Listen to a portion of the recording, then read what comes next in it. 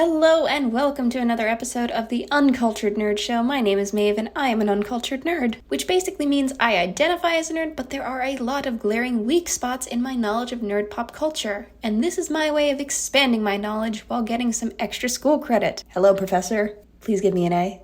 We are now on to episode 2 of the live-action remake of One Piece, which means it's time for another Unhinged recap.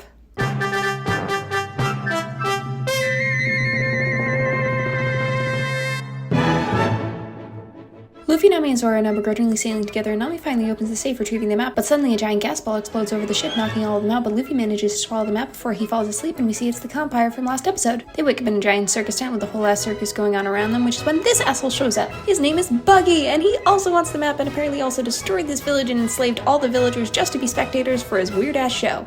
Zoro and Nami are taken away, but Buggy gets Luffy on a rack trying to torture him, but Luffy's all Captain America, and he can do this all day. He gets off the rack and knocks Buggy's head off, but surprise! Buggy also ate a devil fruit and is Nathan Fillion from Suicide Squad if his powers weren't so lame. Yes, I do love that movie, and I can't wait for the Gunniverse.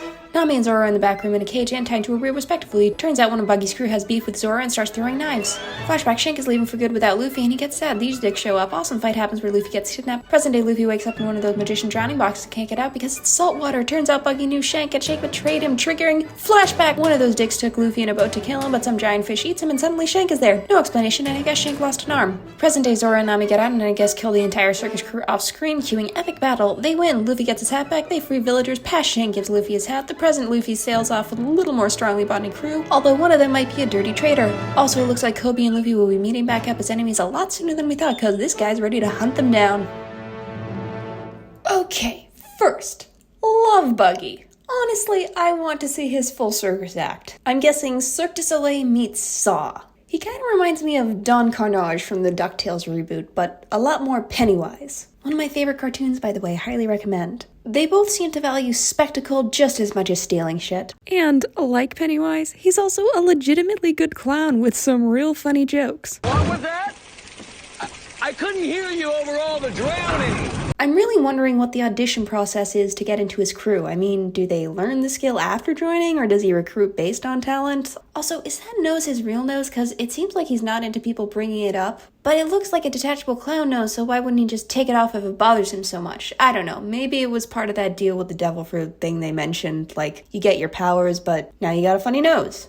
And on the subject of devil fruits, I am so excited to see what the other powers are. The two we've seen so far are so cool, and I am hyped for more. In addition to having a great villain in this episode, they have some awesome action scenes. The final fight with Buggy was obviously epic with some amazing lighting. Seriously, any scene taking place in the tent was so well lit. The solution to beating Buggy was also really clever, and I know that this has probably all happened in the anime and manga, and it's not this show coming up with the idea, but they're executed very well. And I can't be the only one whose mind immediately went to the Black Knight from Monty Python when Buggy was down to his last few parts. I'll bite your legs off!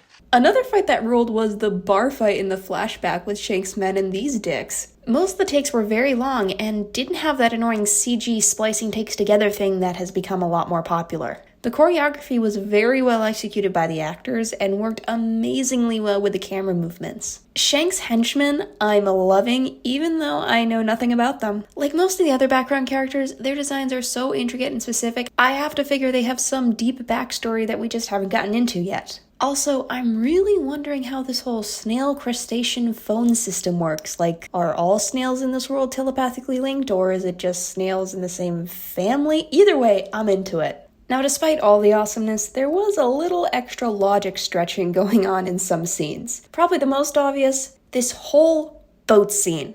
Why did he take Luffy out so far just to kill him? I mean, I don't see any land nearby. They're in open ocean. That must have taken forever to get out in that rowboat. Also, how the hell did Shanks get there? He just appears out of nowhere. I thought at first he rode the fish, but it didn't look like he and the fish were friends, so did he swim?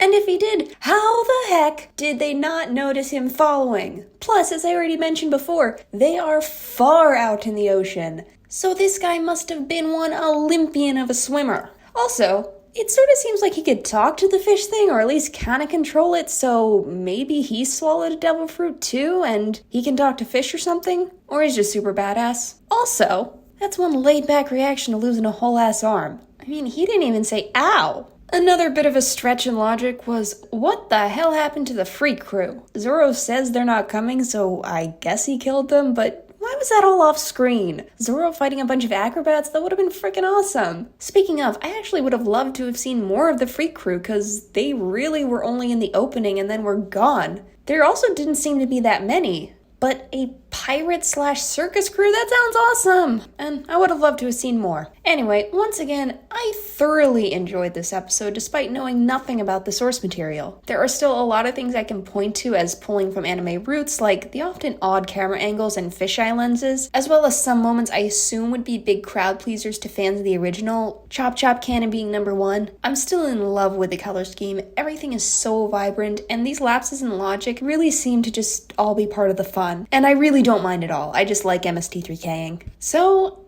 I guess that's all for this episode of Uncultured Nerd. Thank you, Professor and family members, for watching. I'll be back next time with episode 3. See y'all later!